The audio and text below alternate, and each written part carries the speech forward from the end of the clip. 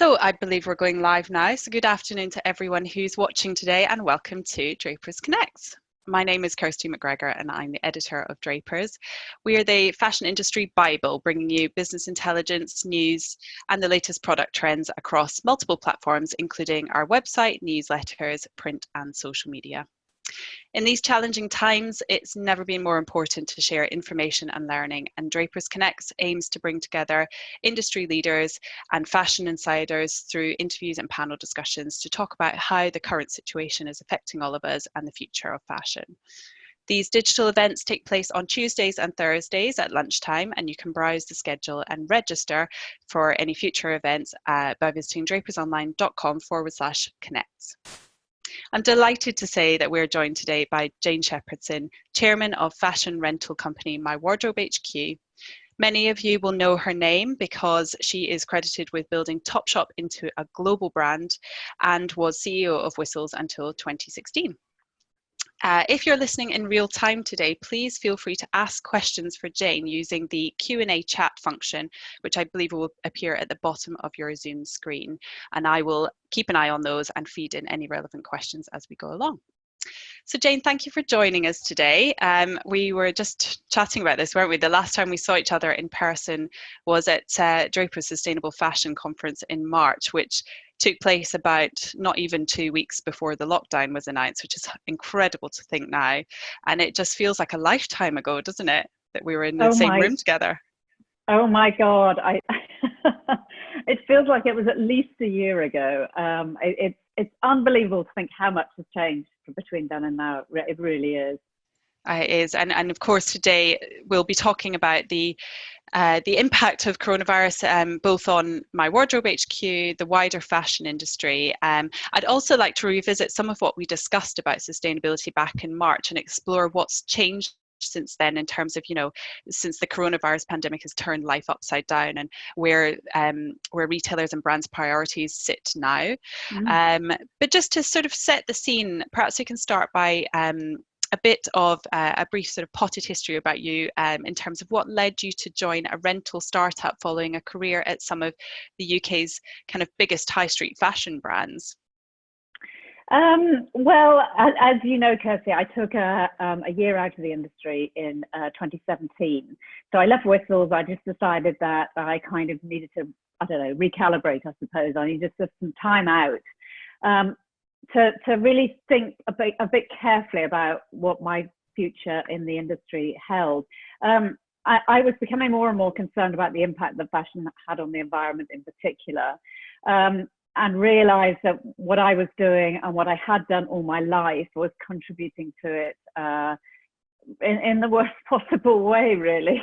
I kind of felt a little bit guilty about fast fashion. Not that I take any credit for having invented it at all, but having been a part of it for a long time. I wanted to think about how I could use the experience that I had and try to make some changes.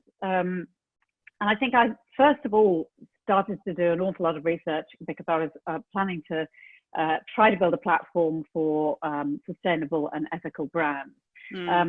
So I did a lot of research, and this sounds terrible, but and I suspect it may not be the case now. But when I was doing this, which was a couple of years ago, I couldn't find enough brands that I felt I could genuinely endorse myself. And by that, I mean that they were very ethical, they were very sustainable, but I didn't really think that they had the design credentials required. And they weren't clothes that I would personally wear, and I just didn't think I could do it. And it was kind of that point that made me think, right, the only way that I can still really enjoy fashion and get the fun out of it, which I do. I love fashion. I do really enjoy it. Was through rental, because then you can wear the most amazing things, but you're not contributing in the same way as you would be if you were buying them. So that was kind of the position I came to. And I started actually. I did sort of start with some other colleagues. We started to try and build a rental platform. And it was only when I met Sasha and Tina, who are the founders of My Wardrobe HQ, And I actually, within an hour, I think I realized that their platform was so vastly superior to anything we could possibly build ourselves, that I realized that, hang on a minute, if rental's going to be successful, these guys are going to do it, so I'm going to join them. So it was kind of, that's what happened. Fantastic. And I guess it seems like consumer behavior has taken, or consumer expectations have been on a similar journey to yours. And do you think that there has been a huge change in terms of, if you look back to when you were working for high street brands, so it's only a few years since then. Has there been a massive shift in actual spending behavior? So not just what people say they want to buy, but actually where they're spending their money. Well, that's a difficult one, and I'm not sure. I think that the last couple of years, I think people have kind of become much more aware of the impact of fashion, and I don't know whether that was down to things like the Stacey Dooley documentary. I think maybe there was just, I think probably the plastic bottle thing that David Attenborough did. I think there were lots of things that sort of fed into it, but I think, to be honest, that consumer behavior really has only started to change in the last couple of years. And it was interesting, actually, even from a rental point of view, when I first joined them, which was only back in October of last year, a lot of brands were sort of nervous about joining the platform, nervous about renting their collections, etc. And then in the last sort of couple of months, sort of the December, Jan, February, just before the coronavirus hit, brands actually sort of started to come to us saying, you know what, actually, this looks like a really good idea. I want to be a part of it. We had Liberty came to us, obviously, and offered us the space. So I think people kind of have been, in the last year or so, have been sort of changing, experimenting, looking for new things. I think are not quite happy with the choices that they've made in the past, but perhaps don't quite know how to make that change.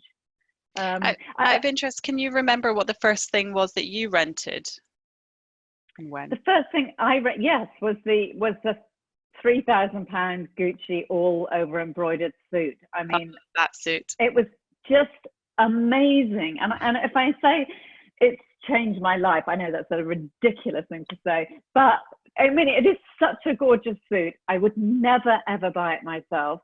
It rents for £30 a day. I put it on and I just felt so amazing.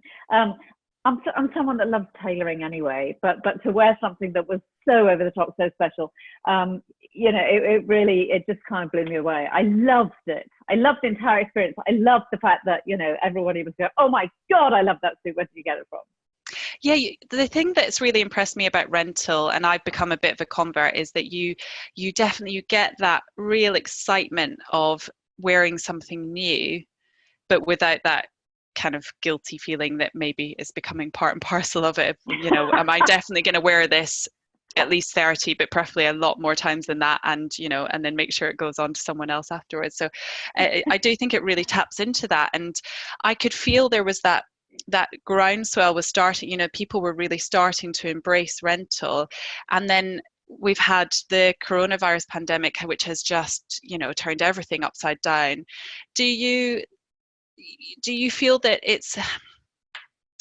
is it just a hurdle that rental's going to overcome? This is something that actually is a temporary blip, and rental still is something that's going to tap into the way that consumers are moving towards in terms of their fashion shopping behaviors. I mean that's such a huge question, isn't it? Yeah. I mean, you can get your crystal ball out.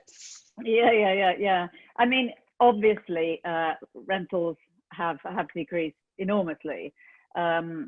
We're ticking along as a business because we sell as well as rent, so we are still getting people who are buying pieces. And what's interesting is that the pieces that they're buying at the moment are the kind of what I would term the blue chip pieces, such as Chanel, Gucci, a Chanel handbag, Gucci, Loewe.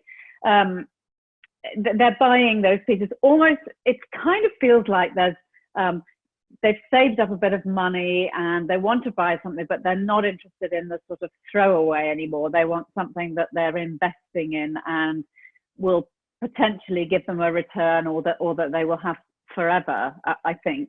So we're noticing that sort of small change. We're also just beginning to see a little bit of take up in the rental of, what's the word for them? Maybe elevated basics, I guess you would call them, like a sort of Chintian parka, cashmere, pretty summer dresses. So it kind of feels like people are venturing out a little bit, and there is the occasional rental. I don't know. I mean, I think that the idea of rental is still something that the people like. I think personally that the pandemic has made people reflect a little bit on the way that they made their choices before, and perhaps they will try to move towards a more sustainable way of life afterwards. She says, hopefully. Maybe it will make us feel that the sort of the rampant consumerism that we used to engage in to make ourselves feel better, maybe people will have realized that actually it doesn't make you feel better, and it's a sort of, we're a bit like addicts, and we've had our force cut off, and that now from now on, we will become perhaps more considered in the way we do things. I don't know. My main concern at the moment, I think, is that I don't really know when this is going to end, and I think when we first entered lockdown, it was sort of a bit like Christmas or I don't know, Boxing Day or something, where you sort of binge watched, you ate loads, you sort of thought, oh gosh, isn't this, well, not fun, but it was kind of different. It almost had a novelty factor, didn't it? Exactly. It wasn't normal yet. Exactly. Yeah. No, that's right. And I think what's happening now, or what's certainly happening to me, is I'm getting this sort of I don't know, deep-seated feeling of ennui, or sort of grieving perhaps, for the life that we used to have, and I can't see that returning until we get a vaccine or something. I can't see us returning to the kind of events that we used to go to weddings, all of that sort of social engagement, whether we were, with hundreds of different people. I don't know when that's going to come back. I mean, obviously nobody knows that, but that's what worries me slightly at the moment, I must say. Have people still actually been renting? Because you said obviously you've got the option to buy fashion through the site, and people have been doing more of that. So are they still renting? And if so, what are they renting for? Because obviously it does have a big focus on occasion wear. That's why you would, you'd indulge in something that's a bit more glam perhaps, that you wouldn't normally just buy to have in your wardrobe for repeated wears. So what are people still renting? Well, I don't know. As I said, they're kind of looking at not so much occasion wear as before, but kind of beautiful dresses, beautiful piece of knitwear, beautiful blouses. I mean, I did wonder at one point, let me tell you, the levels are very low. So this is not a big thing at all. But I did wonder whether people were actually doing it for occasions like this. And actually I got up this morning and I thought, my God, shit, I'm going to have to put my makeup on. I'm going to have to, look presentable. I know. I kind of thought, the hairdryer and the straighteners, that sort of thing. Yeah, I agree. Yeah. I kind of thought the Gucci suit would really put me in just the mood today. I don't know. Maybe people are just feeling that they just want to make the effort, that they want to sort of treat themselves for a little bit. I don't know.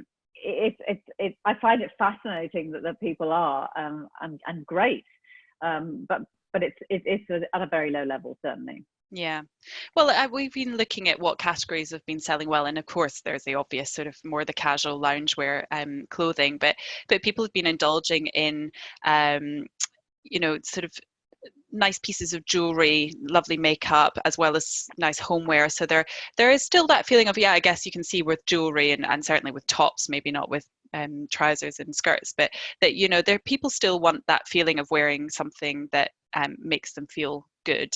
And you're still on a screen, you're still meeting with people in this virtual sense, I guess.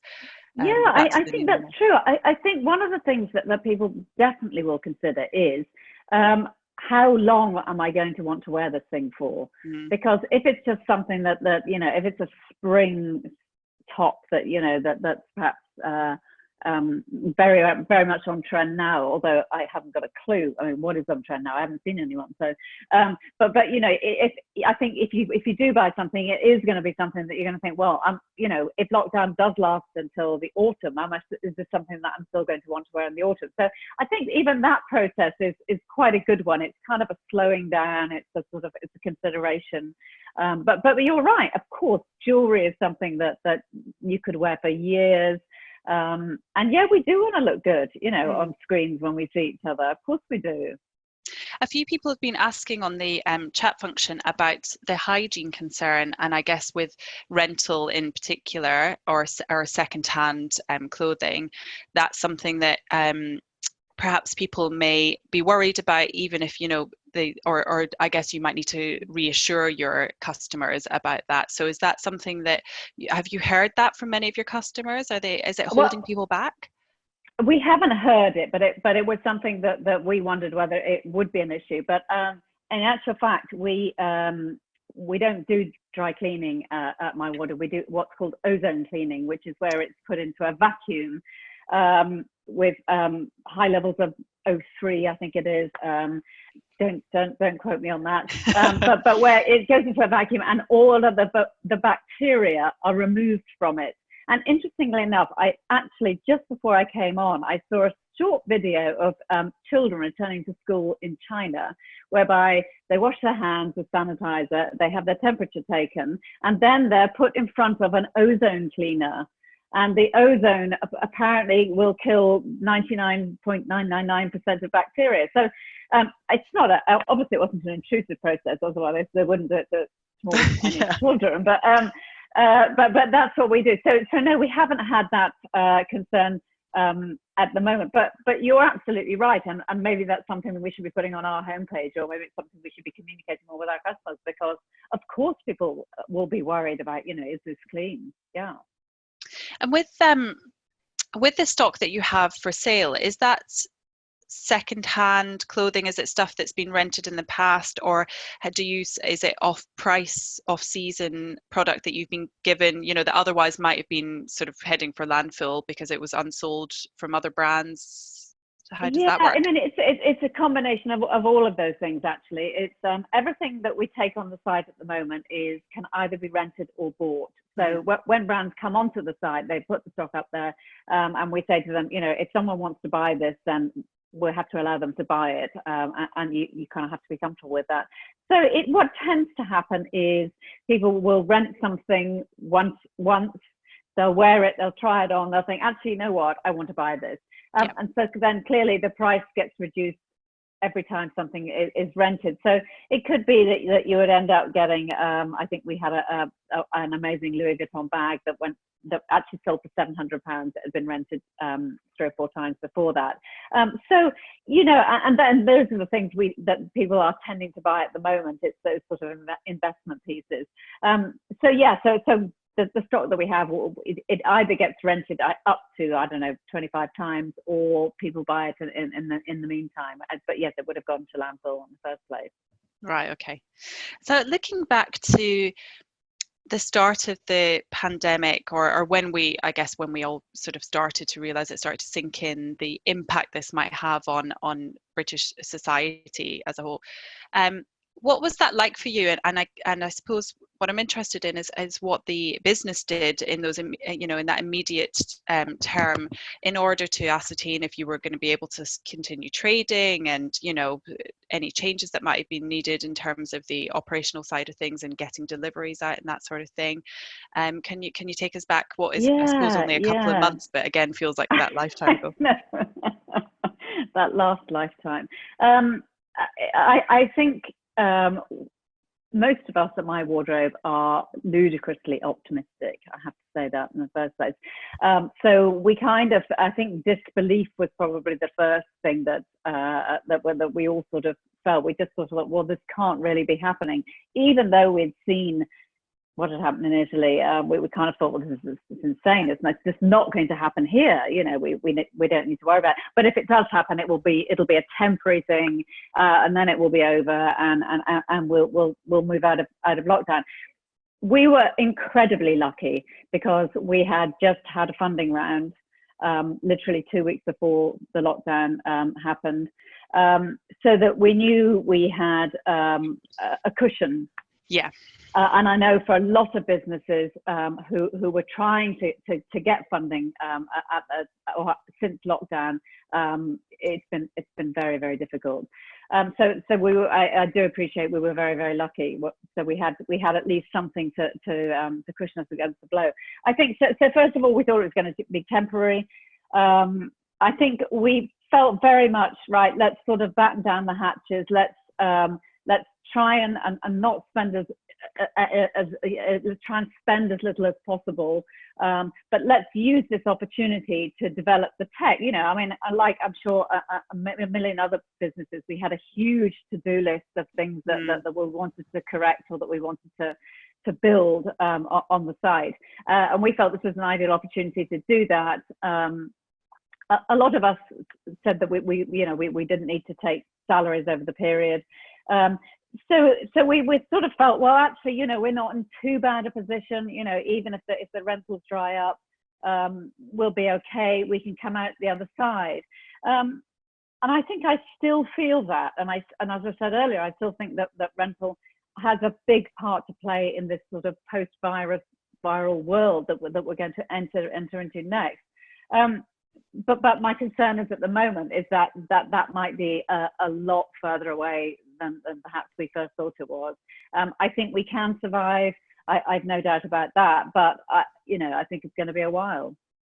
So do you think that actually then you'll be more reliant on the selling side of the business, and in which case does the fact that there's going to be quite a lot of unsold stock out there that people need to clear, does that actually benefit you in some way? Is that something you've kind of looked at, how you could perhaps work with brands on helping them out? Well, yeah, I mean, we've spent a lot of time talking to the British Fashion Council and talking to a lot of the brands who we've been working with, and it's really, really sad. Most of the brands that we're talking to have had a huge number of orders cancelled by department stores, but by sort of online hubs, etc. Up to kind of £1 million worth of orders cancelled. These are small businesses. Really, it's going to have a shocking impact. We've already been through the process of trying to host sales on our site for these brands. Basically taking their stock, doing all of the back of house for them, because we have a fairly large database. What concerns me the most is how many of those small brands can actually survive, because we depend on them. And also, wouldn't it be tragic if we emerged out of this and the only brands that were left were sort of, I don't know, Zara and Primark, and all of those smaller, more interesting brands had just disappeared. Yes, we'll do what we can, but I still think there's going to be a huge amount of businesses failing out there. And well, that must have had a knock-on impact on you as well. I suppose you've said that you had that round of funding, which has given you that bit of headroom. But everybody has felt the knock-on of not being paid or not being able to pay immediately, and just kind of that cash flow drying up and how long is it going to go on for? I think that's the problem, isn't it? It's everyone sort of thought, oh, okay, we can batten down the hatches for say 6 weeks and then we'll start trading again, but actually if it's looking at like it's going to be 6 months, or I think now a lot of people are accepting it could be 18 months before things are really back to some form of normal. That's a long time. A lot of people will have to actually really shift the way that they do things and approach their businesses. Absolutely. I mean, even sort of direct-to-consumer brands who are faring better, obviously, because they haven't got the stores to worry about. But I think we've all got less money. That has to be accepted. That we've all got less money, and is buying fashion top of our priority list anymore? I'm not sure that it necessarily will be. I think it could be a really, really sad time. And the thing to remember is that there were so many brands going into receivership before this happened. This is not, it wasn't like retail was having a fantastic time and then suddenly the coronavirus came along. There were an awful lot of businesses that were having a really tough time anyway. The margins in retail are usually extremely slim. If you had said to me back in the time I was running Whistles or Topshop that my customers would fall by 5%, I would be very seriously worried about that. And now they've fallen by 80%. 90%, I mean, how does a business survive on that? Unless you're very, very cash rich, I think it's going to be really tough. One of the big hot topics that we're being contacted about a lot at Drapers, and actually there was the open letter this week about it, was around the opportunity perhaps to realign the seasons, and there are a lot of strong views out there around what we should do about discounting. It's such a complex issue, isn't it? Because quite a lot of people, in particular sort of independent boutique owners and people like that, have got in touch saying they really think strongly that the industry should unite in trying to extend the full price selling window, certainly when stores reopen, for as long as possible before we start discounting. But it comes back to that cash flow issue that you were just talking about in some of these smaller brands who, if they want to pay their, well, of course they want to pay their suppliers, then they need some cash coming in, and in order to, how else are they going to do it other than discounting and to try and get that the sales? So it's a really tricky situation. But what are your thoughts around, do you think that we do have an opportunity here to actually reset the fashion calendar back to something that's a bit more in line with actually our weather patterns and when we should be delivering coats, not in, at the beginning of winter, not in the middle of summer, that sort of thing?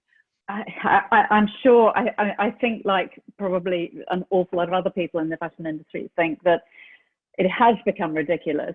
And I too thought that there was I think it's Dries van Noten has headed up a lot of luxury designers anyway, and that they're sort of asking to try to reset.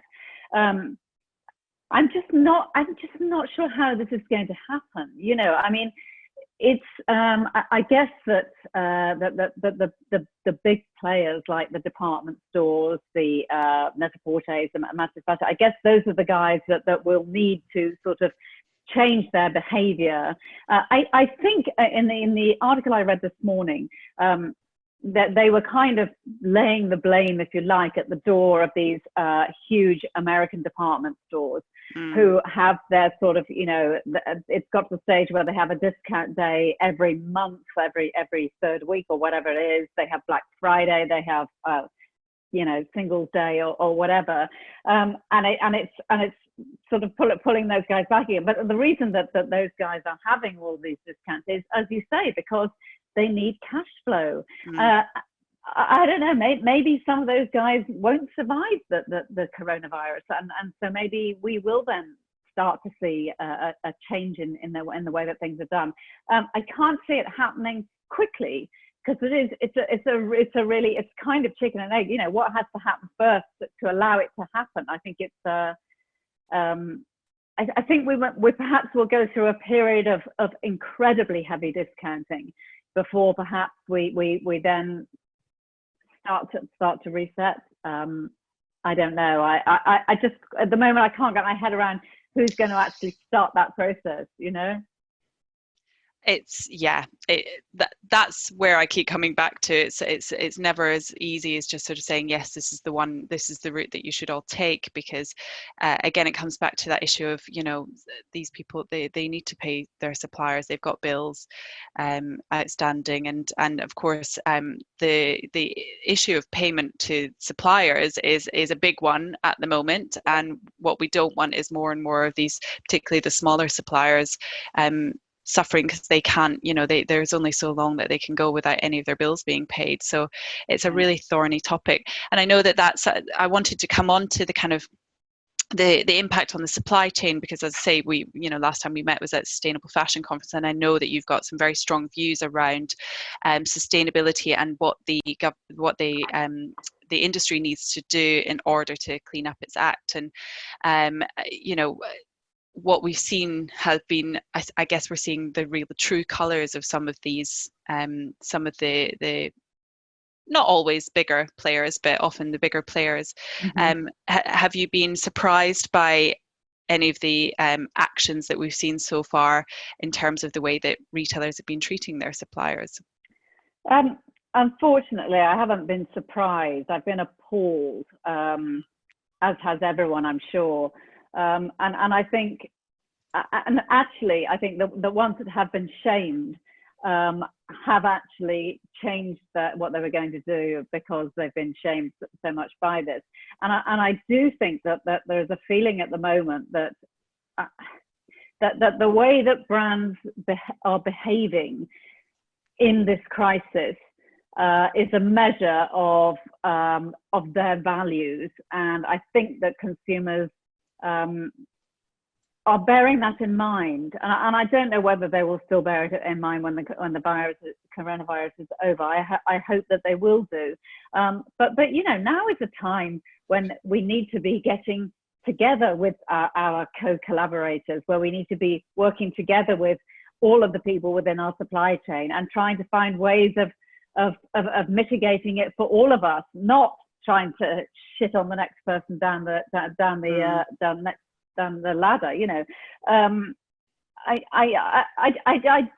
feel quite strongly that what I think is fascinating is if you look at social media, the way that it's changed throughout the crisis, where, you know, where people have just intuitively realize that, number one, bragging about the size of your garden is not a good thing. You know, number two, bragging about I don't know, how you're able to get out into the countryside all the time is not a good thing. You know, people have kind of intuitively realized that rubbing someone else's face in it is not good. You know, and they've amended their behavior sufficiently, and so now actually there's hardly anything on social media, because, you know, people think, shit, or I can't put that up there because that makes me look really smug.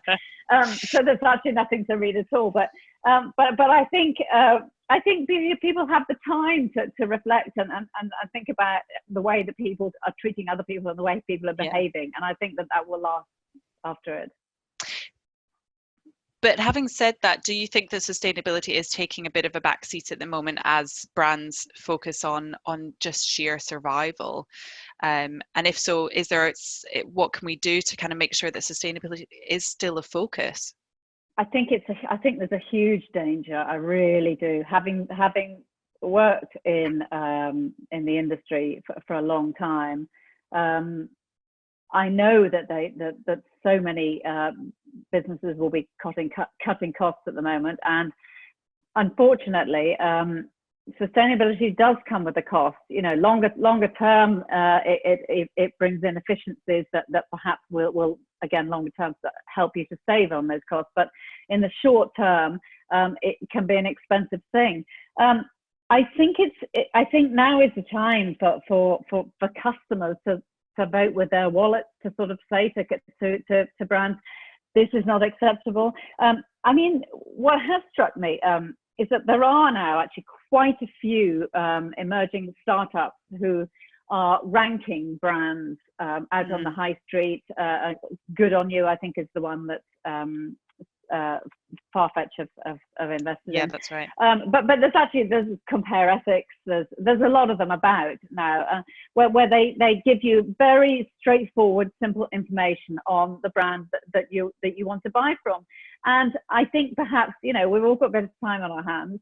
Now would be a good time for us to have a think about, to look at those forums and find out, you know, which are the brands that align their values with our values. And I think that's the only thing we can do. You know, it's up to all of us. You know, this is all about demand and supply. If we demand that the big players start to clean up their act a little bit, then and we refuse to spend our money if they don't, then that's all we can do, I think. That's interesting. It kind of does, it throws it back at the consumer a little bit, so the responsibility is shared at least.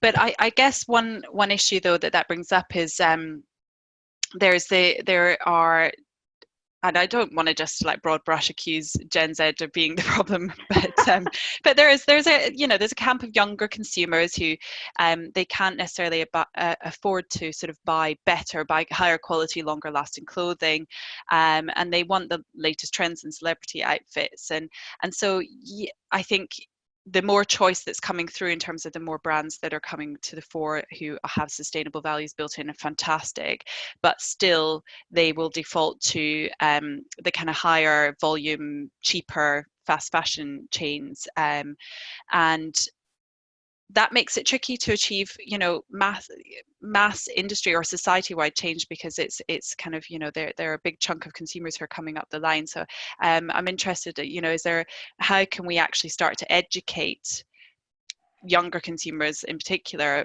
about actually you can and you should be doing research and asking those questions of where your clothes were made, how they were made, and actually perhaps you should look at buying less and saving up that money so that you can buy less frequently, but you can buy something that has been made well, and trying to kind of get people out of that mindset of actually, well, I really want this top because I've just seen it on social media, and I know buying that one top is gonna make my life perfect briefly. Because that is, I know. it is No, the allure of fashion, isn't it? Yeah. You're absolutely right. And I did hear a terrible story since lockdown, actually, which was from a guy who working in one of the warehouses of one of these fast fashion retailers. And he said, I'm risking my life working in this warehouse where there is no PPE, where we're much too close to each other, so that some young girl can buy a sparkly boob tube for £6. Where's she even going to effing wear it?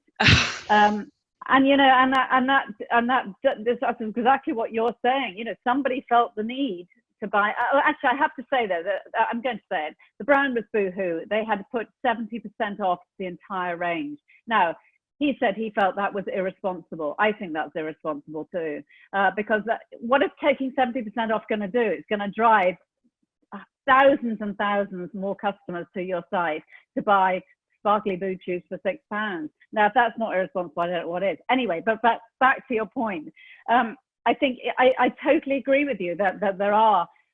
However, I would say that of the younger generation now, at least a proportion of them don't think that way. And I think a larger proportion than we've seen, certainly when I was growing up, I think we all wanted, we couldn't afford to buy something every week in those days, but but we all wanted to. I think nowadays, there is a significant proportion of younger people, of Gen Z or whatever, who actually do feel very, very strongly that we should buy vintage or Depop or whatever, and are making that case.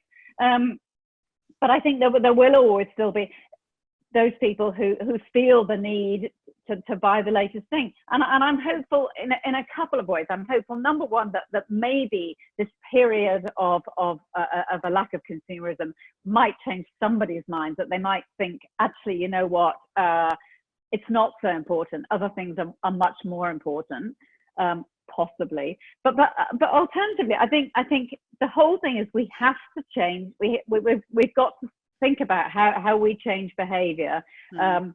Right at the very beginning. I still think rental is a part of it because, okay, we're at the luxury end of rental. So I accept that we're probably perhaps too expensive for some of these young girls. However, there are lots of other rental businesses who are pitching at very different places in the market. And I think Higher Street is one that is almost looking at high street level.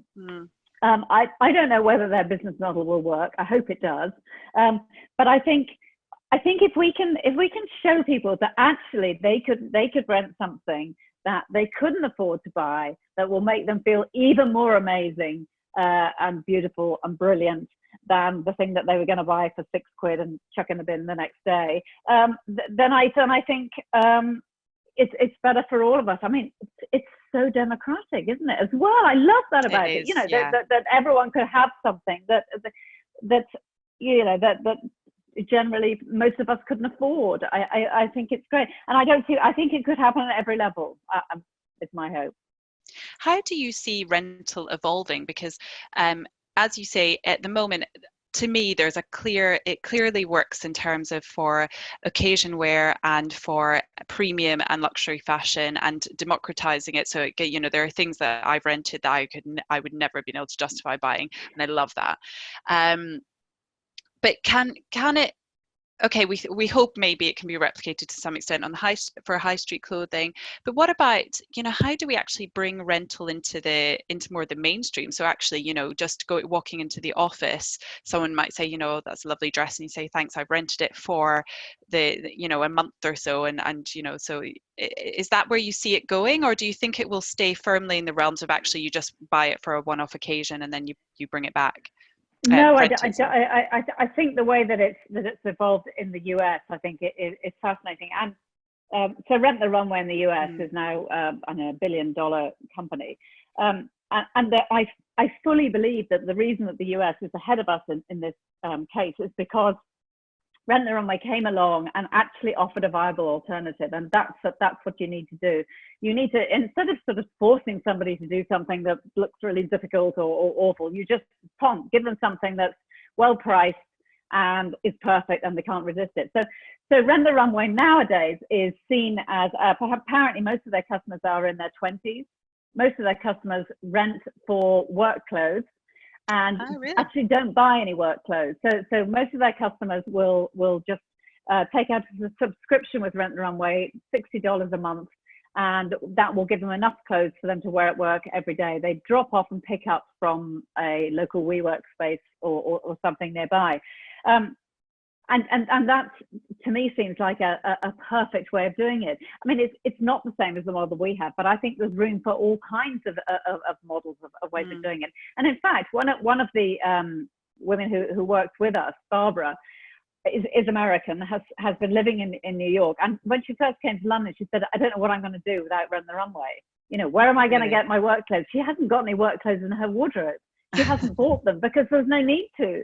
So she kind of feels very strongly that that's the future, that's the model. The other side of it that I think is fascinating is to get designers to be thinking, right, okay, this is my collection. Instead of selling it to a large department store, I'm going to take 50% of it, and I'm going to give it to a rental business, or I'm going to rent it myself. Because if you think about it, the wholesale price of a garment is about 30% of the selling price. The rental price that we put on something is between 10 and 20% of the selling price. So therefore, you've only got to rent it 3 or 4 times, and you've actually made more money from it renting it than you would have actually selling it. So perhaps it will encourage these designers to make longer lasting, better quality items that they will then use to rent instead of selling them. And have you seen? I don't know. Have you seen any uptake in that idea at the moment, or is that still just sort of early conversations that you're having with some of these designers? It's early conversations, and I've had a lot of conversations with Patrick McDowell. I don't know if you know Patrick, but he's kind of he's a maverick in this space, and he's constantly looking for new ideas of how we might improve the industry. He is very keen. I've also talked to Swarovski because they're interested in the idea themselves as well. So we're having a lot of high level conversations with people, or we were until coronavirus came along. But we're still kind of having those conversations, just thinking about how it might work and how that might develop. But for me, it seems like that could be the future. You mentioned right at the beginning of the conversation that some brands were nervous about rental. Do you really feel that is shifting? Are they embracing it more now? And what was it that they were so nervous about at the time? I think brands are very protective about where they're seen, who they're seen next to. They're protective about their brand and what it says about them. So I think we were a newish player to the market. The whole sector is very new. I think there was just a nervousness around how will my brand be shown. Who will I be sitting next to? Who will my adjacencies be? All of these things are very important to brands. and I think they perhaps needed to know that their product would be seen in a luxury environment as well, and it wouldn't be sort of downgraded in any way. And I think what happened very quickly, we managed to get a huge amount of press very early on, certainly because we dressed something like 80 influencers at the British Fashion Awards. And I think perhaps that sort of alleviated some of their concerns. They sort of thought, oh wow, actually this brand is quite serious. There's a lot of brands that have signed up for this. It's like anything, if it's totally new, you're a little bit nervous about it. You're not sure whether they're going to look after you in the way that you should be looked after. And I think perhaps they started to see us and think, well, actually, you know what? Maybe this might work for us. Well, I suspect also having someone with your credentials in fashion retail probably helped as well, in terms of, yours is a well-known name within the industry. So actually brands will recognize your name, your career history, and perhaps that might have made a few people kind of take notice as well. We're running out of time, but sort of on that note, in a way, I just wanted to finish by talking a bit about the leadership challenge of dealing with this unprecedented situation we find ourselves in, and how you have dealt with suddenly having a team presumably who are like the rest of us, either kind of working remotely. I don't know if you've got some people furloughed. You're probably running things on a different like a reduced staffing or resources, as everybody is at the moment, and how you find your role evolving in all of that, in terms of basically how you're advising the business, and just kind of finding it being chairman during a crisis. Yeah. Well, I have to say I'm probably not a typical chairman. My role is I'm not there for sort of governance or anything like that, and I'm actually kind of not certainly not running the business. I think the most important thing is to keep calm, to keep positive. And I said earlier, we're a very, very positive team. I mean, you kind of have to be positive. You've got to think that this is going to end at some point, and we're all going to come out of the other side in a better place. But I also think it's a time for thinking about solutions, thinking about who else we can help, who's not I'm not being altruistic here. I'm just talking about people that we can help, that we will need in the future. Other brands, how can we help them to survive? How can we work together? How can we sort of collaborate and do things together?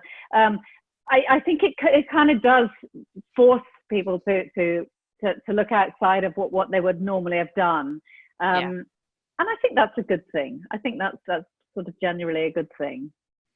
Yes, I agree. It's that the some of the positives to come out of it, and sometimes it feels like you are reluctant to talk about positive impacts in a crisis like this, because it's almost that feeling of you shouldn't be looking for the silver lining when it's such a serious situation. But I do think in any innovation, any change in it's forced us all just to completely change our behavior, and so let's at least make the best of that and come out of this with some positive changes. Otherwise, absolutely, what's it all for? So, well, I'm afraid we've run out of time. I could have, chatted for at least another hour, but we'll get chucked out of Zoom if we keep doing that. So, I wanted to thank you so much for taking part today, Jane, and thank you for everyone, to everyone who's watching, for all of the questions that you were asking, and for tuning in. Drapers Connects will be back on Tuesday next week, when we'll be joined by Zalando's UK boss, who will be discussing the future of online fashion. So please visit drapersonline.com/connects to register for all future digital events, and you can also watch past Drapers Connects videos on demand through that same link. And thank you very much again for joining. Thank you very much. Bye. Bye.